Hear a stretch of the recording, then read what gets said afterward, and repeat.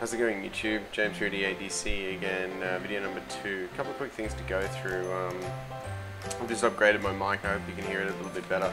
I've got, I had a really good weekend. I had my first race in Queensland for the year, and I did it with Australian Superbikes, or FX Australia. Race your mates. First time in Queensland? First? Yeah. I think everyone won that day, I'm not sure, but it was just amazing fun. It was so good. It was so nice to be able to race, like have a track day, but have that little extra element that wasn't a full-blown race meet. You know, I didn't have the ability to get 3 days off work and get up to my state race. But anyway, some projects we're going. Right, we've got the step blocks. Good project, step blocks, which includes the 4-man surface grind. So there are soft jaws, and look at the surface finish on that. Concentricity on it is just awesome. Can't actually measure a difference on it on my digital verniers. I don't have digital calipers yet, but I've got some that I've purchased that are on their way that are supposed to be 0.001, but yeah, 0.001 and what temporary anyway. Sorry, I've kept the old video. The step blocks are now on the bike, so they'll have to deal with it. A project for a friend of mine who's been waiting for a while. I got the blue bike that this happened to. 3, 2, 1. Hey folks. Oh, it's working. I made a boo-boo. So I lent Ishan my bike for the ride for the Todd Hamilton Memorial ride, and he's dropped it trying to push start it. Put a hole in my stator cover, so that'll be a cool little project to fix because it's leaking oil. And what else did you do? Oh yeah, my brand new number plate. Oops. And backlight's missing and a few bits and pieces, so that'll be a cool project. So it should be 69. yeah, that's right. Oh, and blow. Oops. Yeah, that's cool. So that's alright. I'm just glad you're okay. All good. Anyway, that'll be good to fix up. That'll be do a little alloy welding. Yeah, that's right. Oh, good times. Welcome back. Thanks, Ash. Appreciate it, buddy. No, I'm kidding, man. It's totally cool. I'll enjoy fixing it. It's sweet. The black bike now. That Gixxer 600 was amazing to ride. It was super fun. The suspension in it needs a lot of work, like bottoming out. Ridiculous, but it's going to be 450 triple real soon. So anyway, we're going to do the step blocks. We're going to do the blue bike, and we're going to do a couple of jobs that have been waiting.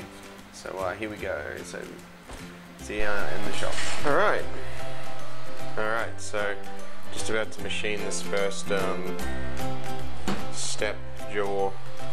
I got my coolant on, there's on. I'm using my 8mm 3 flute carbide aluminium end mill from my contact, and we'll see how it goes.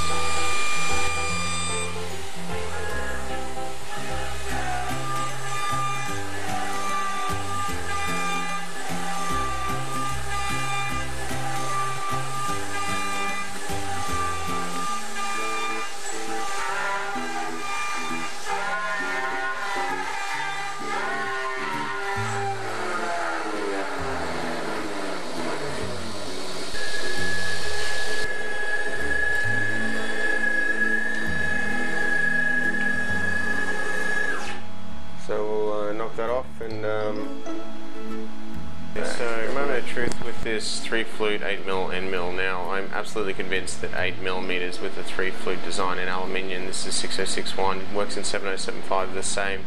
It just can't clear the chips from the center of the cutting tool, causing the 3 flute to clog up in any sort of plunge cutting operation. Within a moment's notice it'll just clog up. Side cutting, brilliant, absolutely amazing. So what I found though is it's running at 24,000 RPM normally. If you half the feed rate and the speed to 12,000 RPM and the feed rate accordingly, seems to be able to get the chips out and not clog, though it's slow and tedious and it sounds really bad. So let's do this, and I'll just leave it run from start to finish. I've got the pocket operations last, so hopefully if it does stuff up, we should be alright. Yeah, anyway, see how we go.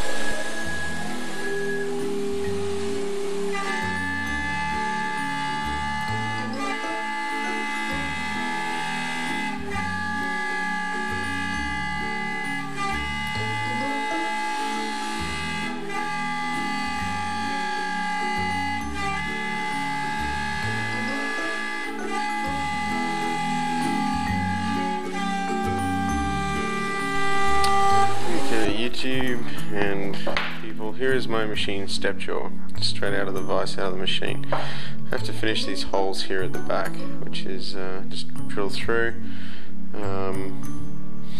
I just didn't want to go too deep on the 3 flute end mill for the reasons I talked about earlier about it getting clogged up, so it's just deep enough to put a 10 mil drill bit down there.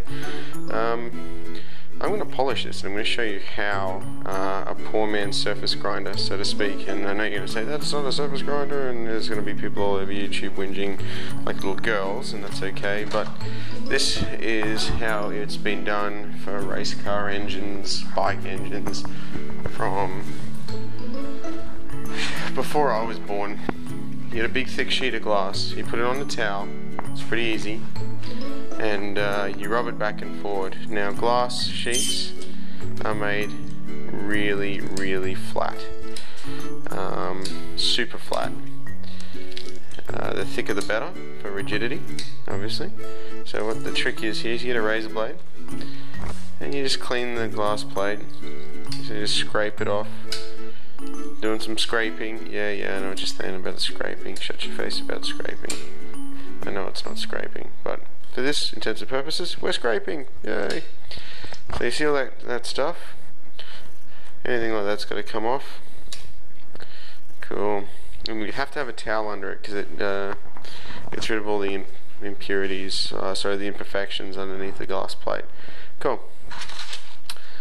Piece of sandpaper. I'm going to start at 120 grit. I really shouldn't. 320's probably what you should start on for something like this. Say start on 320 and then go to 600, or 320, 600, and then 800 if you really need to, but 600 is pretty fine. So the trick is with this, circles is okay to get off all the high spots, but then when it comes time to polish it, one direction only, back and forward, and you'll polish it. So I'm going to work on this nice and flat, and then I'll measure it to check it for accuracy from front to back. I already know because my last one that I made, even though I messed up a little bit on it, was 0.01 of a mil, or exactly right from back to front. My digital verniers couldn't actually detect an accurate difference on the other one. This one's been done better, so we'll soon find out. But leave this with me. I'll try and put this somewhere where you can see it. I also find that Windex is the best. You can use like this with WD-40 or a spray oil, but it tends to clog the paper more, whereas the Windex actually allows the stuff later when it dries to come out. So I'm going to do the back side first. I mean, it's pretty straightforward, right?